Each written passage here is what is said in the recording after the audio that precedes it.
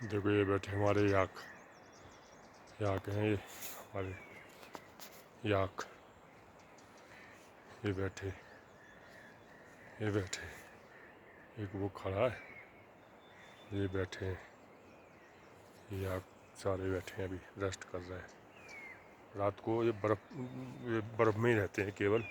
अभी ऊपर जाएंगे पोस्टों पे, क्योंकि यहाँ ठंड गर्मी बर्दाश्त नहीं हो रही। यहाँ इतनी गर्मी तो नहीं, कितनी ठंड है। मैंने 3 कोट पहन रखे हैं, तब भी इनके लिए तो गर्मी है। इनके लिए तो ये बर्फ़ खा के चलते हैं, बर्फ़ में चलते हैं ये लोग।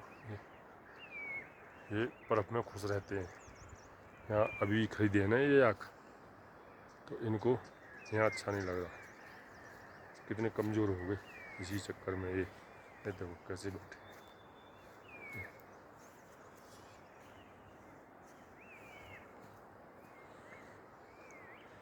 ये देखो